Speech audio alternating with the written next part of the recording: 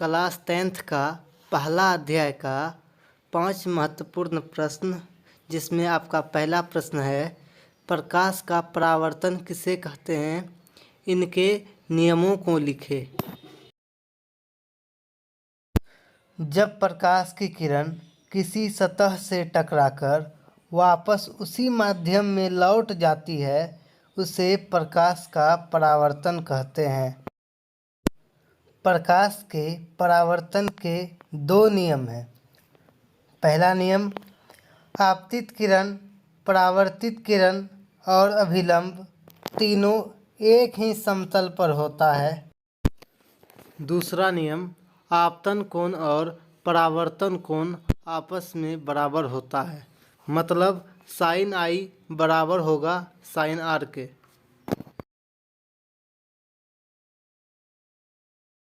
दूसरा क्वेश्चन है परिकर्णन किसे कहते हैं।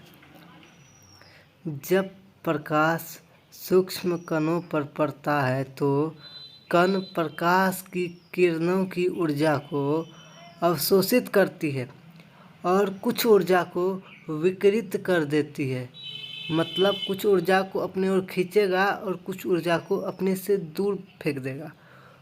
वैसे प्रक्रिया को परिकर्णन कहा जाता है।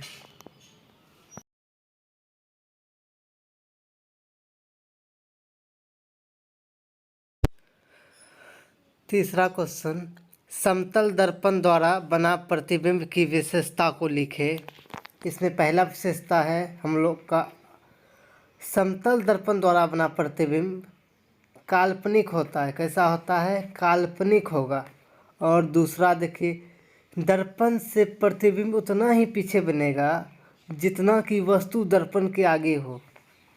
और तीसरा, वस्तु की दूरी और प्रतिबिंब की दूरी दोनों बराबर होगा। और चौथा, वस्तु की अपेक्षा प्रतिबिंब क्या बनेगा? सीधा बनेगा।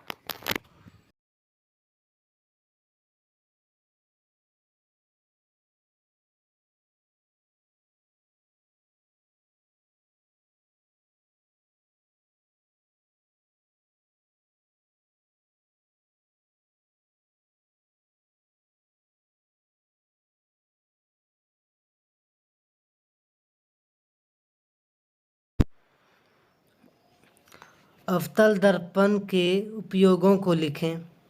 अवतल दर्पण का उपयोग किस किस चीज़ में किया जाता है, ये आपको बताना है। सबसे पहले आपको बताना है अवतल दर्पण पर रखी वस्तु की प्रतिबिंब बड़ा और सीधा बनने के कारण इसका उपयोग दाढ़ी बनाने में किया जाता है। कब किया जाता है? दाढ़ी बनाने के लिए किया जाता है।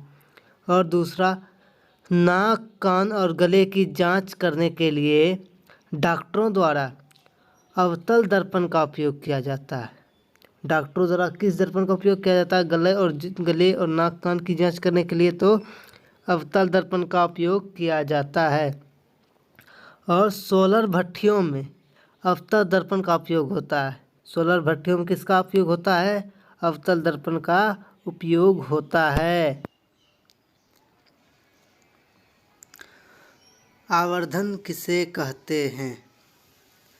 आवर्धन किसे कहते हैं? क्वेश्चन देखिए, इसका आंसर होगा प्रतिबिंब की ऊंचाई और वस्तु की ऊंचाई के अनुपात को आवर्धन कहते हैं।